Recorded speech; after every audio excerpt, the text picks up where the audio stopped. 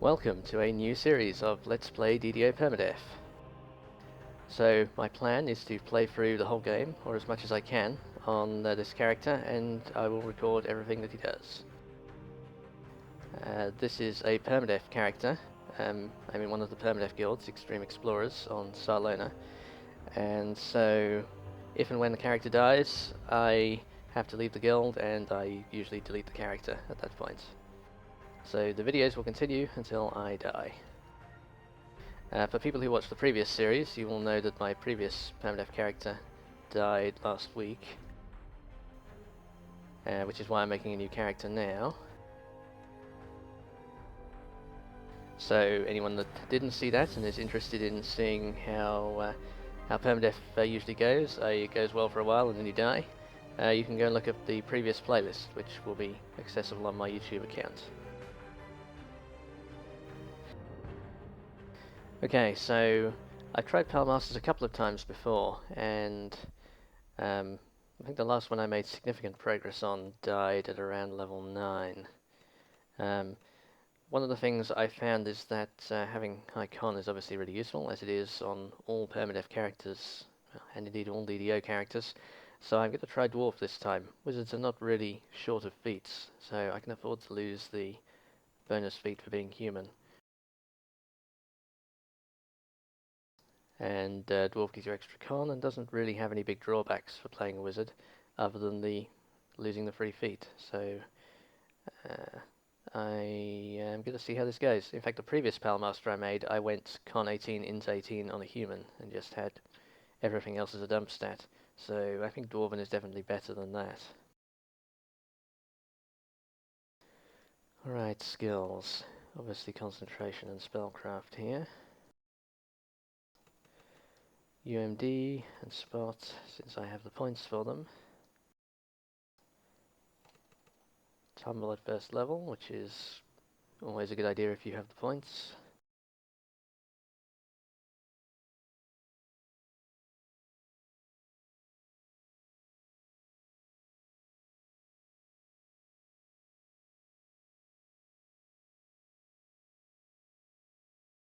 And balance, that's the one I'm missing. Balance is unfortunately one of those nearly compulsory skills, since if you get knocked down solo, it's basically over. Or certainly since I started taking balance on every character, I have a lot fewer problems of getting tripped. Alright, I'm going to be trying out the Palmaster summons, so I'll grab Augment Summoning, and I dumped Dex with the intention of taking Insightful Reflexes. I was actually thinking of taking 2-weapon fighting as my level 1 feat. So my intention on this guy is to be a bit of a brawler by Palmaster standards, of having some points in strength and using a lot of melee damage at low levels. So I was considering taking 2-weapon fighting, but I didn't want to go to strength 15, which is required to do that. Alright, spells. Master's Touch is the hardest one to get from scrolls, and I will need it since I am meleeing on this guy.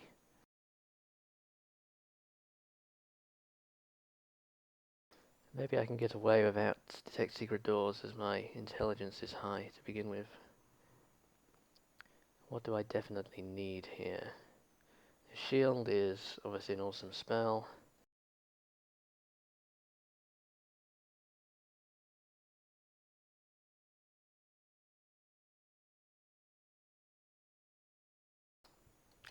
Charm is enormously powerful, of course.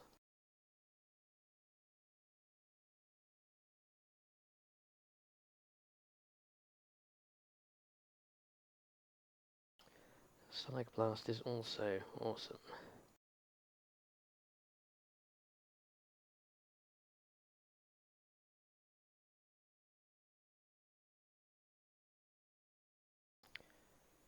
Okay, I'm not sure when I get the SLA. Chill Touch will be useful until I get it. Or potentially useful.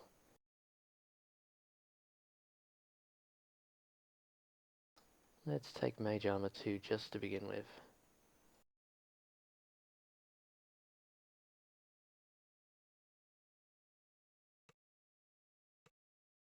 2 more.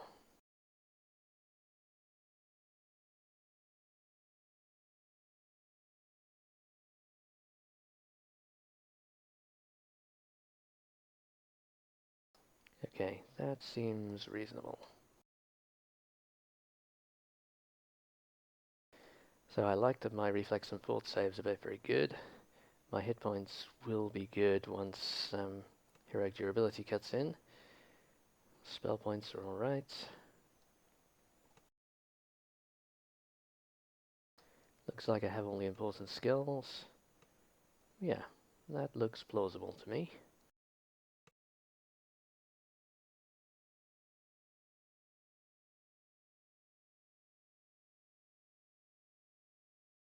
No doubt I will figure out after the fact that I've screwed up all kinds of stuff.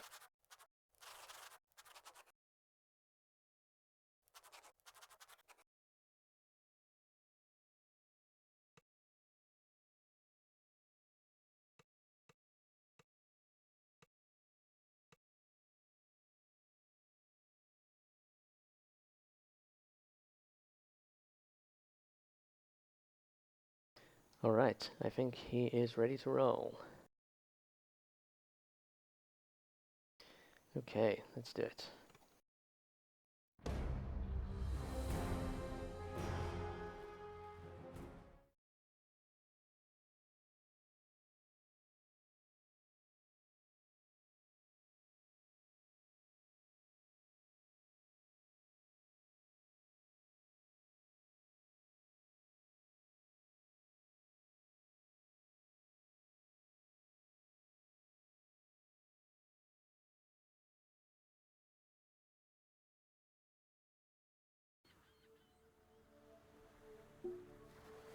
And as usual, I'm not going to use any of the veteran status stuff. I will start on Corvus.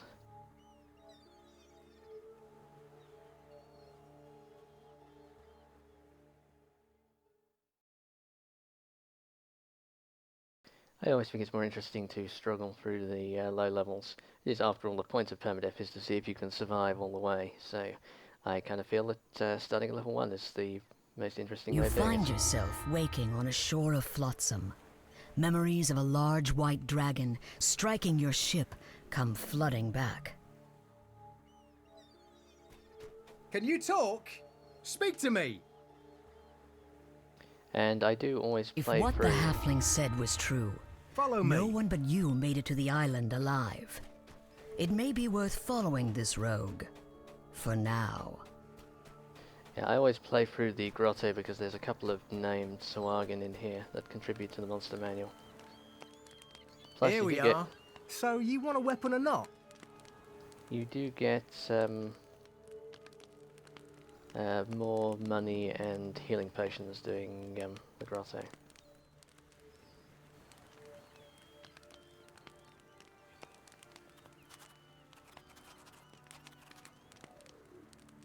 Alright, that's more civilized.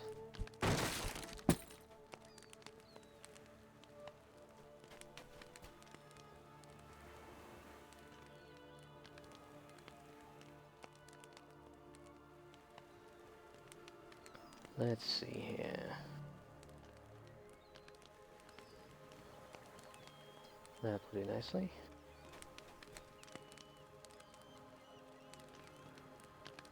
Go ahead. Give it a few swings. As you take hold of the weapon, feeling its balance, you can't help but notice this Jeets has more he wants to say.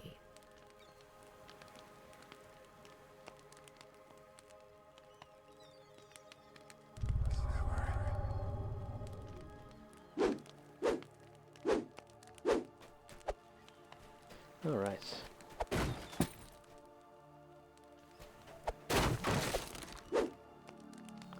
And with strength 14 I should be pretty handy with the axe here.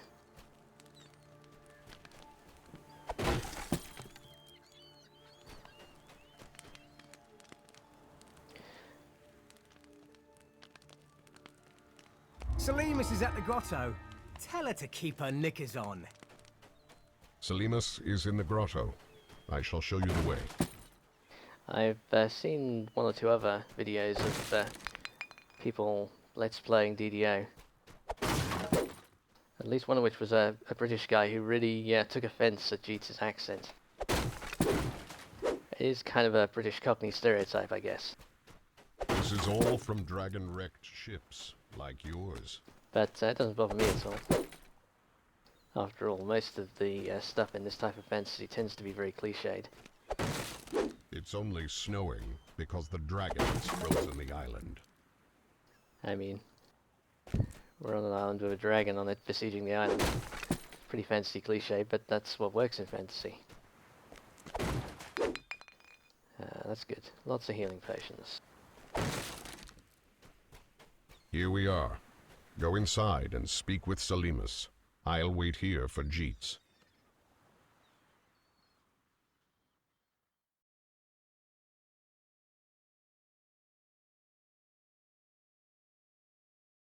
Is this Selimus, the cleric you were sent to find? Who in Kyber are you?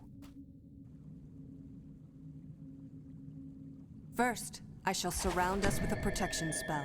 Her spell temporarily prevents you from dying, though you can still suffer injuries.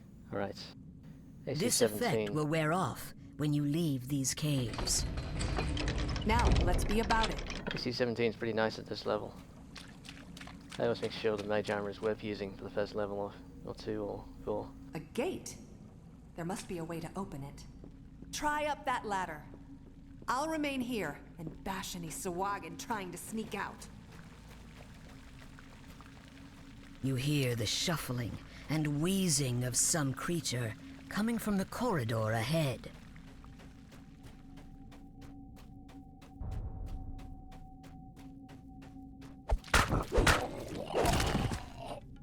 The corroded lever at the rear of this corridor most likely controls the gate where the cleric, Good Selimus, job, is but waiting. no time to dawdle.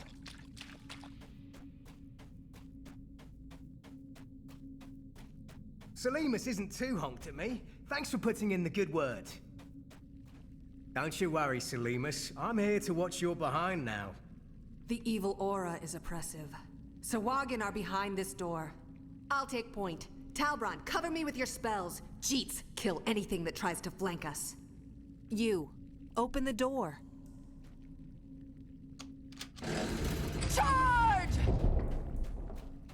What, it's empty? Oi, where's the bloody Sahuagin? Look, the door closed behind us. It would be logical to assume...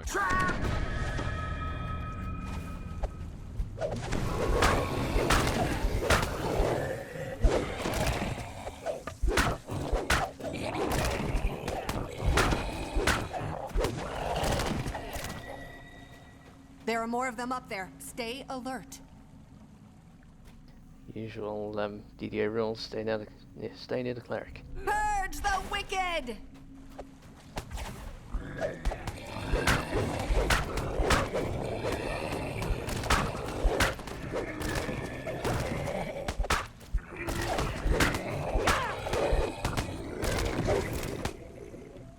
Sahuagin wretches, are you scared of me? Come down and fight!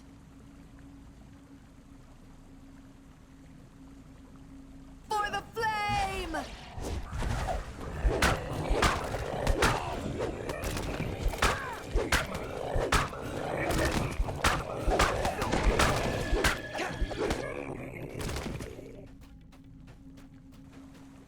Such is the fate of evil. Now, let's find a way out of here. Can't pick this. Anyone see a key? Curious. I just stepped on something.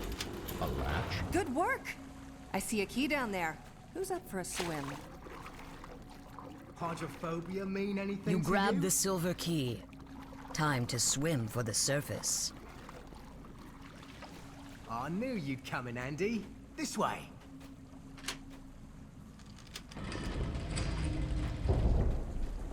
I'm weary. Let's take a moment to rest. Ha! I still got plenty of stamina. I can go all night long. Why don't you scout ahead then? Just don't get yourself in trouble. Now you're talking. I'll take a little peek. I've got some pretty good hit points for this level. Crikey!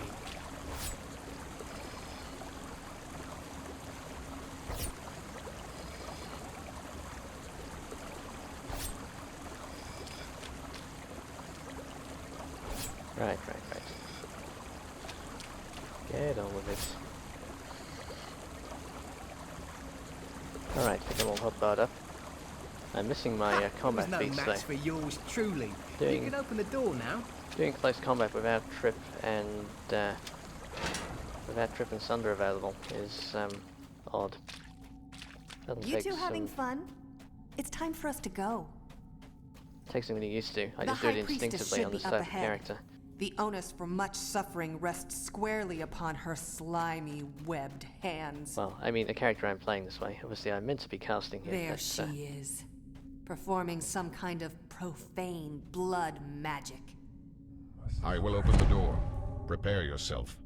Ready? As usual with my spellcasters, I'm fighting instead.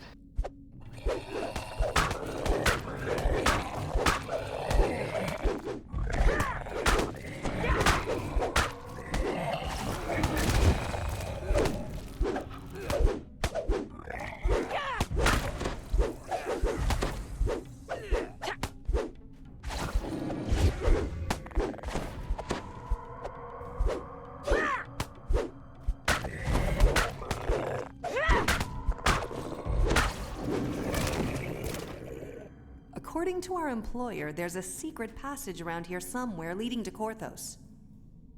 You boys look for it. I must cleanse the profane energies around the shrine. Let Selimus do her thing. You and I'll take care of the important stuff. The treasure.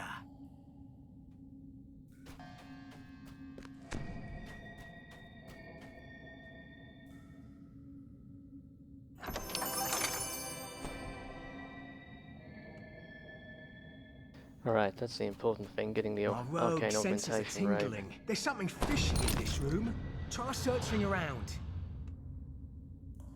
A hugely important item at low levels. The extra 1 level of spell damage is very useful.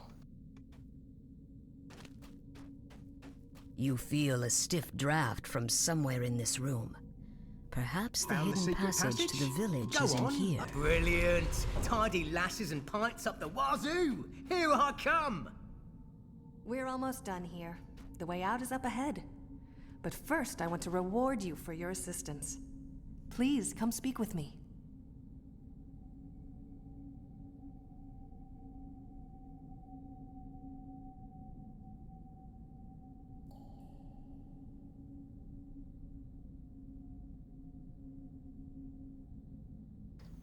Now that's a tough choice. The Ember Great Axe would improve my survivability short term.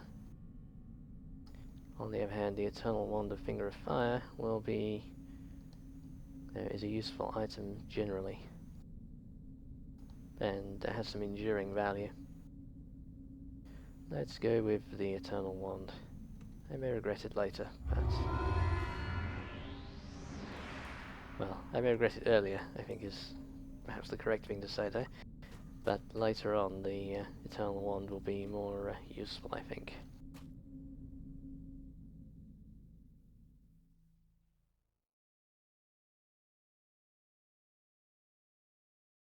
Alright, I'm going to go invite myself to the guild, and then I'll be able to go pick up my heirloom item. Okay, time for the last part of character creation, which is my heirloom item. So, because this is a Permadeath character, the rules of my guild don't allow me to receive items from any other character, essentially, except for other Permadeath characters who are in a group with me if they're handing me loot in a chest. But I'm soloing this guy, so that doesn't apply. Or other characters in the guild that are within 3 levels of my character can exchange loot. But I'm actually going to not do that on this character. I will only use equipment that I find in the videos. With the exception that I might use the auction house for tomes. So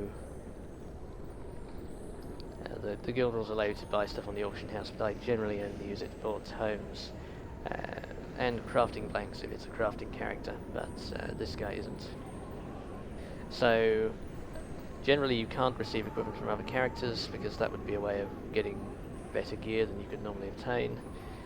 But you are allowed to save one item from each character that dies and receive one item, a so-called heirloom item, on each new character, as a way of retaining some value from dead characters. So a lot of the stuff I have in the bank here is moderate fort armor, which is not very useful. It looks like it's down to either the stalwart trinket from Crystal Cove or the hide. I think the stalwart trinket is much better on a melee character anyway. The Earthen Guard will go off much more often on characters that are being hit more. So I think the hide is it. Right. That's my heirloom sorted out.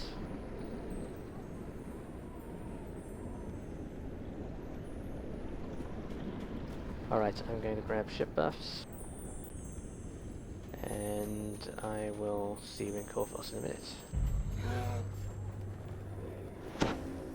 So the guild does allow ship buffs, but we only allow the lowest level of each type of buff on the ship. So resist 10 and +1 stat buffs, but nothing more than that.